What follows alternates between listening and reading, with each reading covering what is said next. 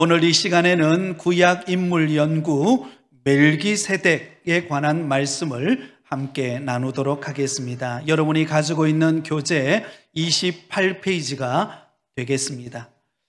여러분, 멜기세덱 어떠세요? 여러분, 아마 성경의 많은 인물들 가운데 어쩌면 좀 생소한 이름이지 않나, 아마 그렇게 생각하실 것입니다. 그래서 오늘 이 시간에는 좀 생소하지만 그러나 반드시 우리가 알아야 되는 신앙의 인물, 이 멜기세덱에 관한 말씀을 오늘 함께 나누도록 하겠습니다.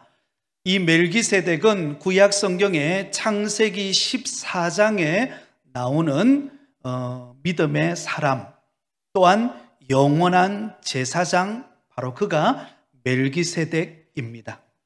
자, 이 멜기세덱이 어떻게 등장하는가, 그 배경을 우리가 좀 이해할 필요가 있죠. 전쟁이 일어나서 그 전쟁에 휘말려서 붙잡혀 갔던 조카 롯, 여러분 아시죠? 조카 롯이 전쟁의 포로로 끌려가게 되었던 때가 있었습니다. 그래서 아브라함은 자신이 기르던 318명의 군사를 이끌고 조카 롯을, 포로로 끌려간 조카 롯을 구하기 위해 그가 달려갑니다. 그리고는 기습 작전을 벌여서 조카 롯을 구해오게 되죠.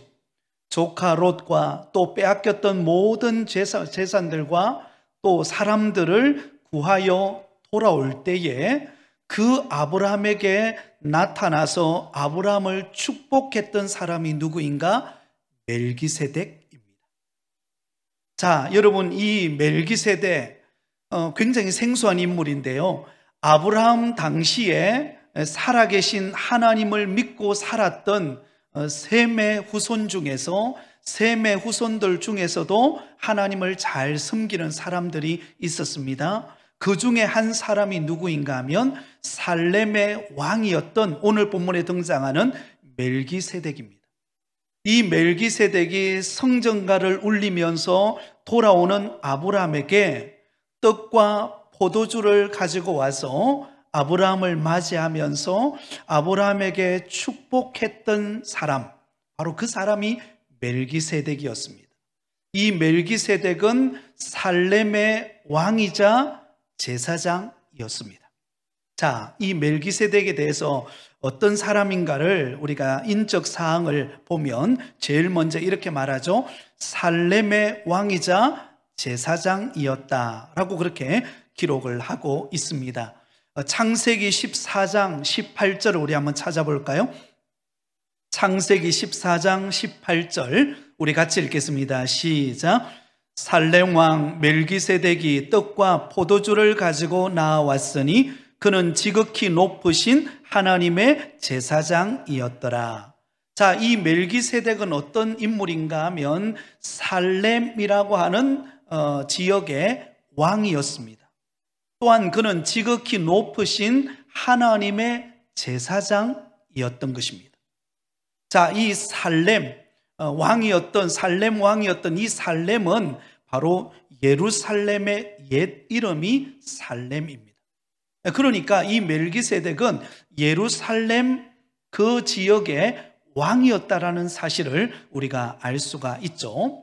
여러분, 이 살렘이라고 하는 뜻은 평화라는 뜻으로 번역할 수가 있습니다.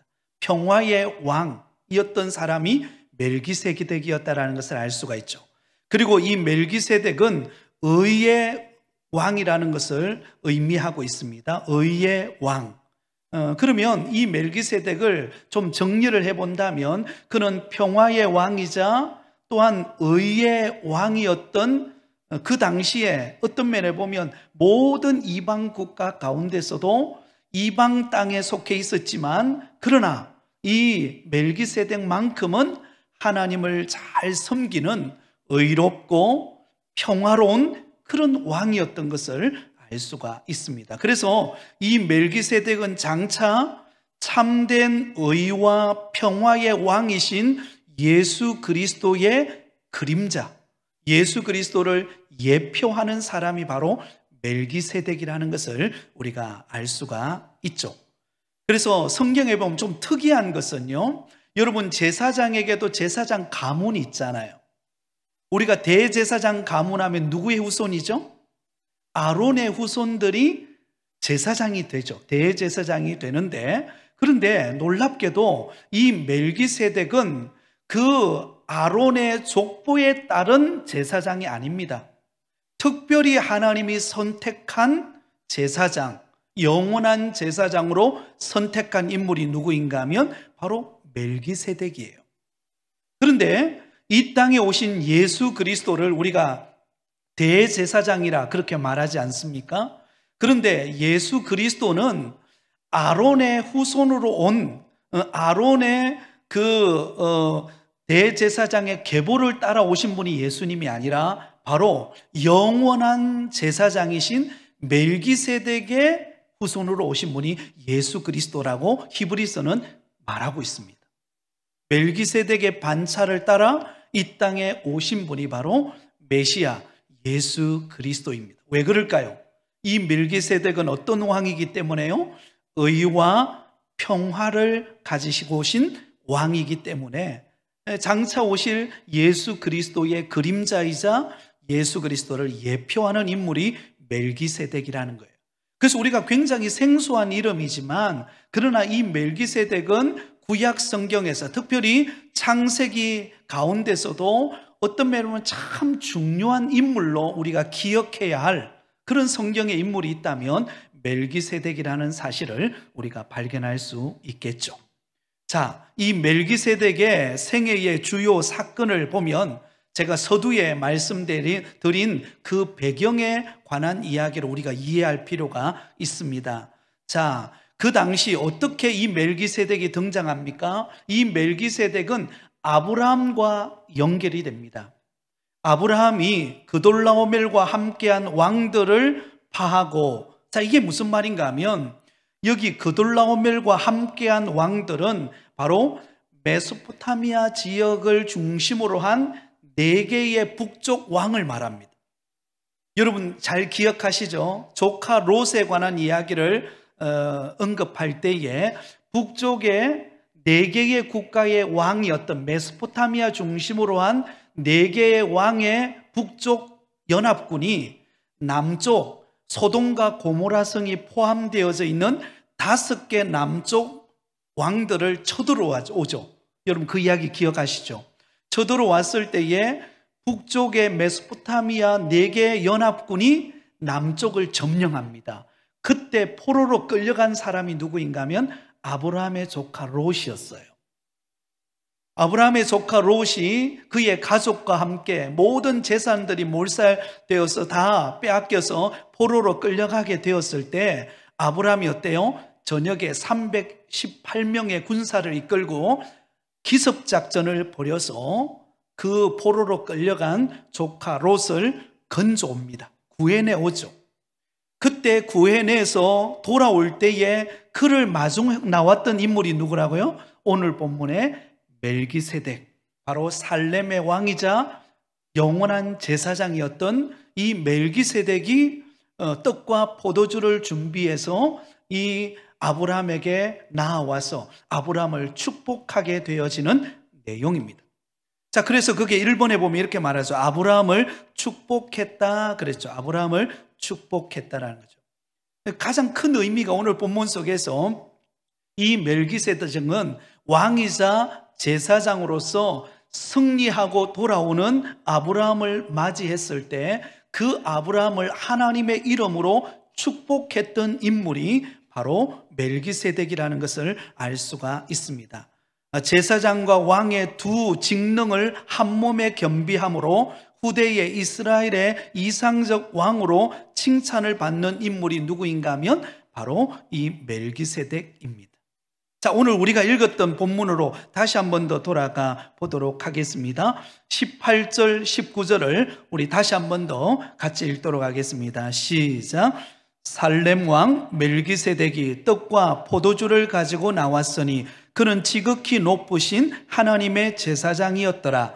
그가 아브라함에게 축복하여 이르되 천지의 주제이시오 지극히 높으신 하나님이요 아브라함에게 복을 주옵소서. 여러분, 아브라함에게 복을 줄 수 있는 사람은 아무나 줄 수 있는 게 아니죠. 아브라함은 믿음의 조상으로서 하나님께서 특별히 선택한 믿음의 사람입니다. 여러분, 믿음의 조상이라고 하는 것은 신앙적으로 볼 때에 가장 어떤 면에 보면 높은 위치에 가장 존경받고 또 하나님 앞에서 볼 때에 그 믿음의 조상으로서 가장 어떤 면에 어른의 입장에 속한 사람이 아브라함인데, 그 아브라함을 축복할 수 있는 권한은 아무에게나 주어지지 않았어요. 누구에게 주어졌다고요? 하나님이 특별히 기름 부어 세운 영원한 제사장 멜기세덱만이 이 아브라함을 축복할 수 있는 그런 특권을 하나님께서 이 멜기세덱에 부여해 주셨다라는 것입니다.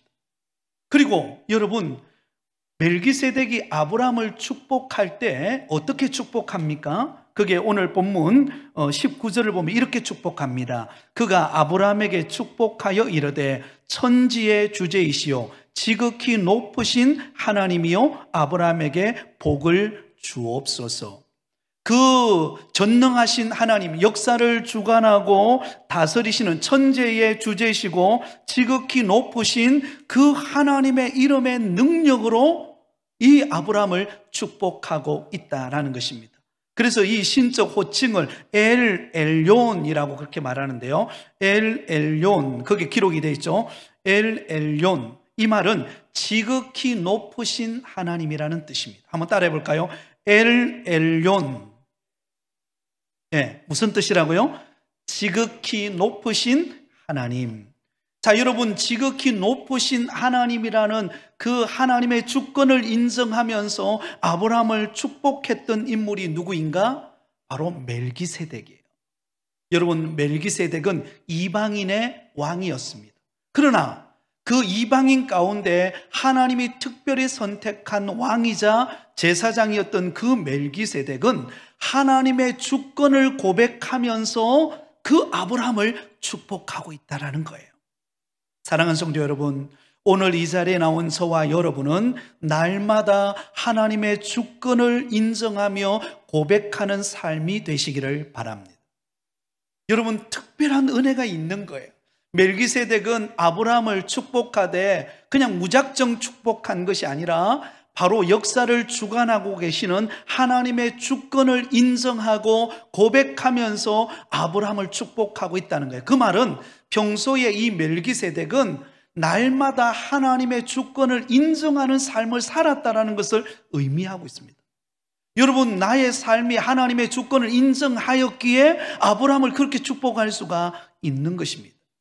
여러분, 성경에 보면 하나님의 주권을 인정한 많은 신앙의 인물들이 나옵니다. 그 중에 대표적으로 두 사람만 딱 예를 든다면 한 사람은 욥입니다. 여러분, 우리가 욥기서를 읽어보면 욥이 동방에서 제일 부자이자 하나님을 경외하는 믿음의 사람이었습니다. 그런데 어느 날 마귀가 그에게 시험하자 어떤 일이 벌어집니까? 한순간에 그 욥이 가졌던 모든 재산들을 다 빼앗깁니다. 그리고 자기에게 10명의 자녀가 있었는데 그 10명의 자녀가 하루아침에 기둥이 무너져가지고 몰살하는 그 슬픔을 당하게 됩니다.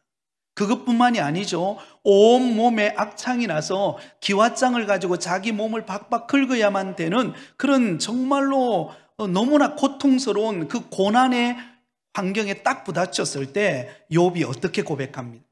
주신 자도 여호와시요 가져가신 자도 여호와시오니 오직 여호와 하나님만이 찬송을 받으시기를 원합니다. 여러분, 욥은 고난 속에서 하나님의 주권을 인정했습니다. 할렐루야. 여러분, 고난 가운데 있습니까? 그 고난 가운데서도 섭리하고 계시는 하나님의 주권을 인정하실 수 있기를 바랍니다. 또한 그와 반면에 다윗도 하나님의 주권을 인정합니다. 하나님께서 다윗에게 복을 주셔가지고 하나님께서 이 다윗이 이스라엘을 통치하는 그 기간 속에 하나님께서 놀라운 은혜를 주시고 전쟁에 나가는 곳마다 승리하고 돌아옵니다. 그래서 다윗의 마음속에 그 놀라운 복을 주시고 부요함을 주시고 많은 재산을 얻게 해주신 것에 대하여 감사해서 성전을 지어서 하나님 앞에 봉헌하려고 했을 때 다윗이 뭐라고 말합니까? 내가 가진 모든 것이 하나님이 주셨기에, 하나님이 내게 주셨기에 이런 복을 받게 되었습니다. 여러분, 다윗은 그 모든 복을 누리고 재산이 늘어나고 부자가 되었을 때 교만하지 않았습니다. 하나님의 주권을 인정했어요. 나를 부하게 하신 분이 하나님이심을 인정하게 되었던 것입니다. 그러므로 여러분, 때로는 고난 속에 있어도, 때로는 우리에게 부유함이 주어질 때, 형통할 때에도 어느 때든지 하나님의 주권을 인정하며 고백하는 믿음의 삶이 되시기를 바랍니다. 여러분, 때로는 우리가 고난이 찾아오면 우리가 불평하기가 쉽죠. 그리고 우리 자녀들을 보면서 우리가 기대하는 대로 자녀들이 이렇게 살아내지 못할 때 어떻습니까? 그 자녀를 보면서 우리 마음속에 이렇게 원망이 나오고 화가 치밀어 오르고 그렇습니다. 그러나 여러분, 하나님의 주권을 인정하면, 하나님께서 우리 가운데 행하실 놀라운 일들을 기대하고 바라보면 그 자녀를 고난 속에서도 축복하실 수 있을 줄 믿습니다. 또한 우리가 잘 되어질 때도 우리가 교만하지 않고 하나님의 주권을 인정하면서 우리가 살아갈 수가 있다라는 것입니다. 여러분, 이 멜기세덱은 그러므로 자신이 왕이 되었을 때 그는 교만하지 않았습니다. 왜냐하면 하나님의 주권을 인정했기 때문에.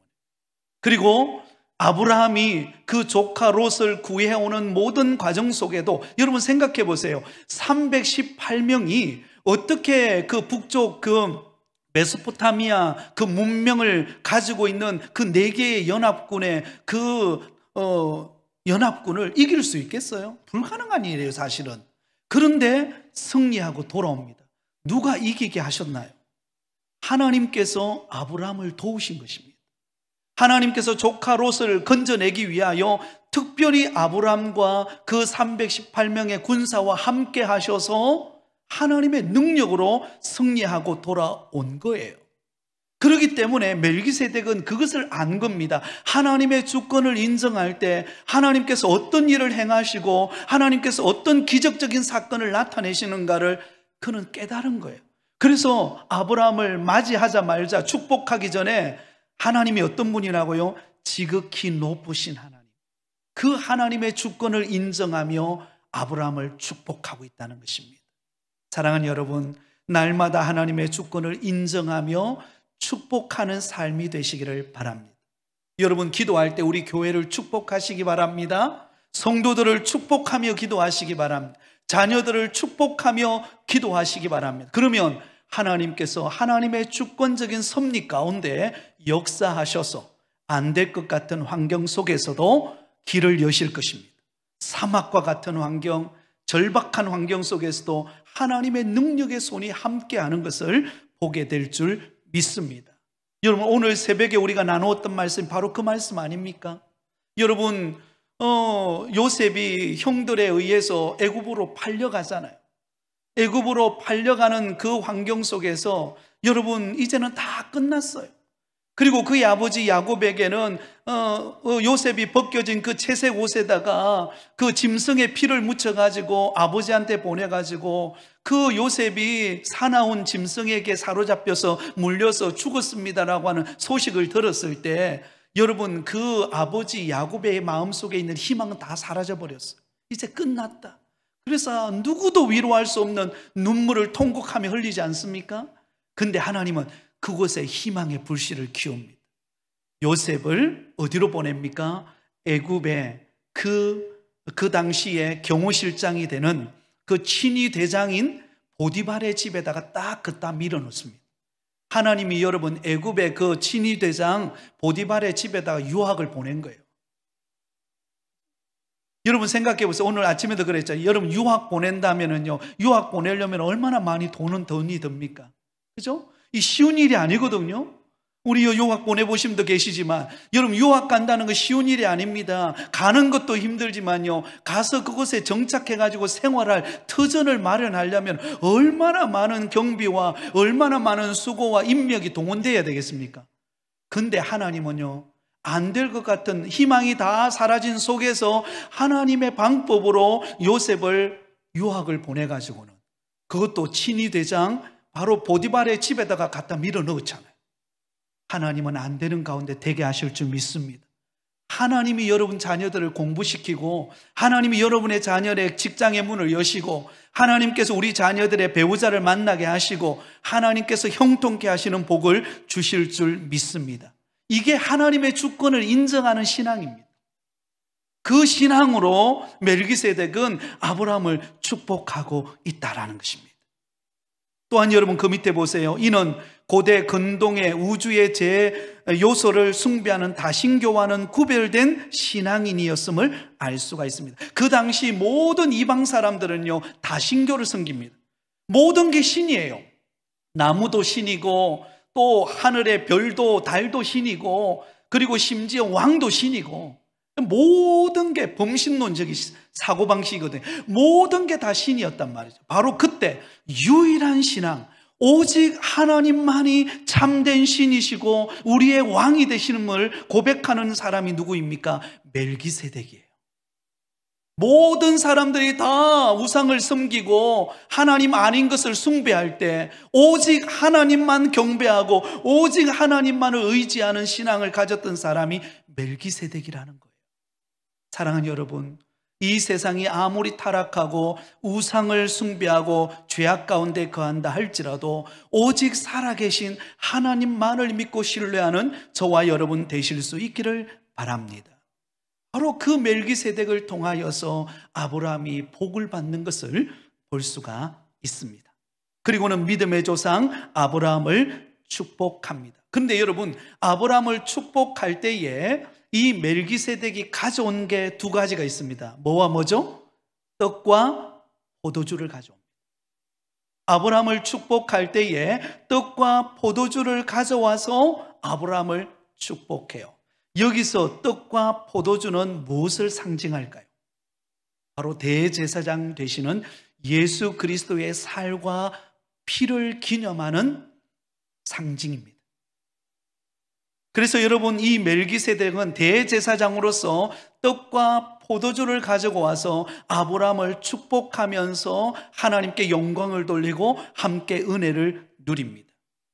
마찬가지로 예수님께서 마태복음 26장에 보면 유월절을 앞두시고 이제 예수님께서 고난받으시고 십자가에 못 박혀 죽는 죽음의 현장 가운데 나아가기 전에 최후 만찬의 순간에 제자들을 불러 모아놓고 그 12 제자들을 불러 모아놓고는 떡을 먹으면서 그 떡을 나누어 주죠.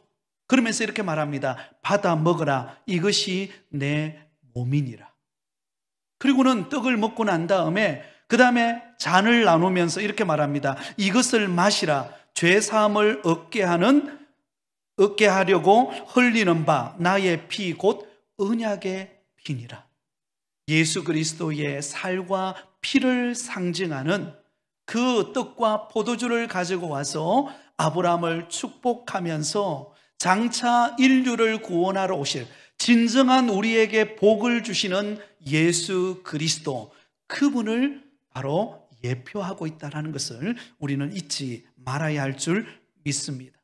그래서 그 은혜에 너무 감사해서 아브라함이 그가 취한 전리품 중에서 어때요? 10분의 1을 구별하여서 그 제사장 되는 멜기세덱에게 감사의 표시로 드리게 됩니다. 그게 두 번째죠. 11조를 드리게 되고 그 11조를 받게 되어집니다.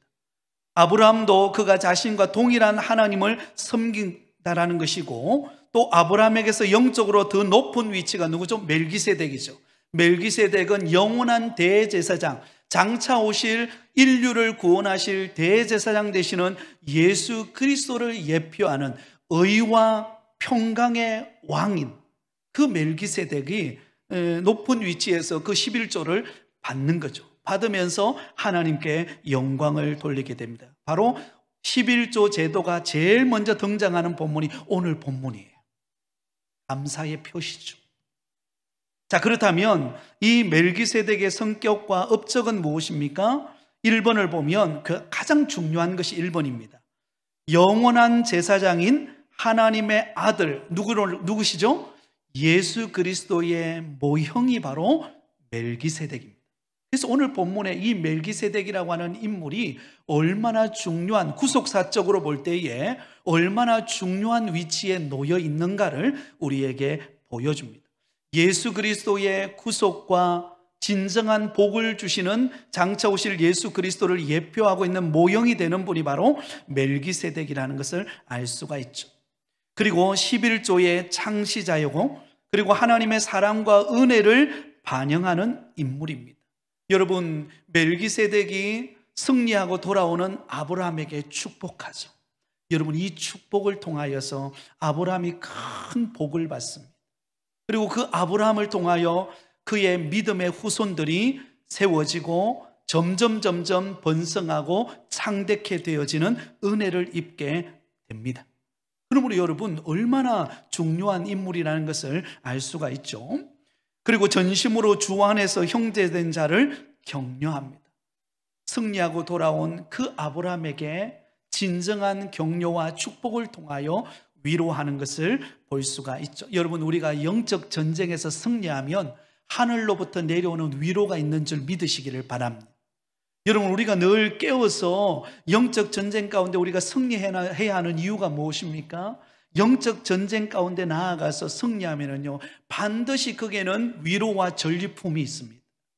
영적인 위로와 전리품이 있어요. 우리가 다음 주에 오이코스 전도 축제를 놓고 우리가 지금 기도하고 있습니다. 여러분, 이거는 보이지 않는 영적 전쟁이에요. 사실은 그냥 뭐 다음 주, 그 다음 주 되면 그냥 자연스럽게 오이코스 전도 축제가 지나가는 것 같지만요, 영적인 세계에 있어서는요, 엄청난 전쟁이 지금 벌어지고 있는 거예요. 왜? 안 믿는 사람은 누가 꽉 붙잡고 있습니까? 마귀가 붙잡고 있거든요. 마귀가 자기 그 마귀의 종으로 사로잡혀 있는 그 사람들을 그냥 쉽게 놓겠습니까? 쉽게 안 놓는 거예요. 그래서 우리는 영적 싸움을 싸워야 되는 것입니다. 기도를 통하여서, 하나님 앞에 간구함을 통하여서 그 묶여있는 어둠의 고리가 끊어질 수 있도록 우리가 기도하고 우리가 영적인 싸움을 싸우면 하나님께서 승리를 주실 것입니다. 그래서 그 영혼이 주께로 돌아오는 것입니다. 그리고 우리에게 보상을 주십니다. 하나님의 은혜와 기쁨과 위로를 충만하게 채워주시는 천국 잔치가 될 줄 믿습니다. 그러면 여러분, 우리가 기도하면서 나아가실 수 있기를 바랍니다. 자, 마지막 교훈을 두 가지만 살펴보고 우리 같이 기도하도록 하겠습니다. 첫 번째는 이 멜기세덱은 구약을 통하여 몇 안 되는 이방인 신자예요. 이방인 신자에다 줄을 끊으세요. 사실은 여러분, 이 멜기세덱은 이방 나라의 왕이었어요. 그럼에도 불구하고 하나님의 주권을 인정하면서 하나님을 경외하고 의로운 왕으로서 통치했던 왕이 멜기세덱이에요. 모든 사람들이 다신을 심고 범신론을 심고 하나님을 떠나서 우상을 숭배하는 그런 상황 속에서 유일하게 하나님을 섬기고 하나님의 뜻에 따라 살고자 했던 인물 멜기세덱입니다. 그는 유대인이 아니었습니다. 그러나 그의 이름은 영원한 제사장으로서 구별된 기름 부음 받은 자로서의 자신에게 소임을 다했던 것을 볼 수가 있습니다. 사랑하는 성도 여러분, 아무리 코로나 시기라 할지라도 믿음의 절개를 지키는 여러분 되시기를 바랍니다. 여러분, 아무리 이 세상이 혼탁하고 하나님을 떠나서 점점 세속화되어져 가고 변질되어져 가는 그런 시대라 할지라도, 그러나 하나님 앞에 구별되어서 하나님을 경외하면서 하나님의 말씀과 함께 동행하면서 우리가 믿음의 길을, 여러분, 에녹처럼, 노아처럼 우리가 믿음의 길을 신실하게 걸어가면 하나님께서 우리 가운데 큰 은혜를 주십니다. 오늘도 하나님은 하나님과 동행하는 멜기세덱과 에녹과 같은 사람을 찾고 계시는 줄 믿으시기를 바랍니다. 여러분, 그런 믿음의 길을 걸어가면요, 하나님은 그 사람과 함께 하십니다. 그 다음에 두 번째, 마지막으로 하나님을 위해 살면 멜기세덱이 적절한 때와 장소에서 아브라함을 만나 주를 상징하는 인물이 된 것처럼 우리도 적재적소에서 쓰임 받을 수 있다라는 것입니다. 여러분, 우리에게 주어진 지금의 현실 속에서, 우리에게 맡겨진 자리에서 최선을 다하는 삶을 살라는 것입니다. 그러면 하나님이 때가 되면 이 멜기세덱을 통하여서 아브라함이 복을 받고, 또한 이 멜기세덱이 장차 이 땅의 인류를 구원하실 메시아 예수 그리스도이심을 예표하듯이, 그죠? 멜기세덱이 축복하며 가져왔던 떡과 포도주를 통하여 장차 우리의 죄와 허물을 대신하여 살과 피를 쏟으실 예수 그리스도이심을 보여주듯이, 우리도 우리에게 주어진 곳에서 적재적소에서 하나님의 영광을 드러내고 선한 역할을 감당하고 하나님의 은혜를 꽃피우는 믿음의 사람으로 우리를 쓰신다는 것입니다. 여러분, 그것을 믿으시기를 바라요. 저와 여러분이 처해져 있는 곳이 어디입니까?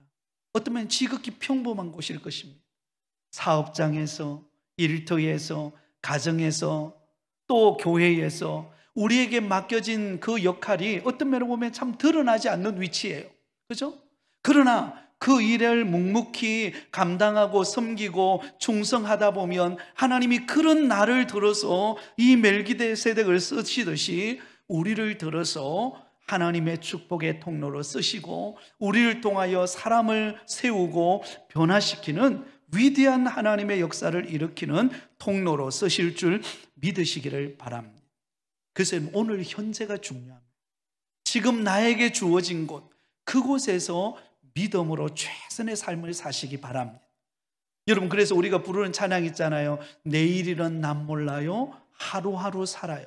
참, 그죠? 요즘 들어서 그 찬양, 요즘에 가장 많이 이 시대를 대변하는 찬양이 내일이란 난 몰라요. 내일이란 난 몰라요. 하루하루 살아요.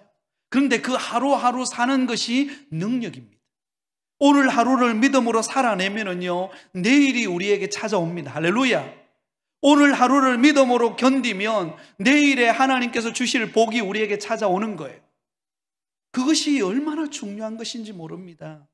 그래서 여러분, 이 멜기세덱은 자신에게 주어진 그 위치에서 최선을 다하는 믿음의 걸음을 걸어갈 때에 아브라함을 만나고 그 아브라함의 씨를 통하여 메시아 되시는 예수 그리스도께서 탄생하시고, 그리고 우리의 죄와 허물을 대신하여 십자가에 못 박혀 죽으심으로 우리가 살아나는, 우리가 영원한 생명을 얻는 복을 받은 줄 믿습니다.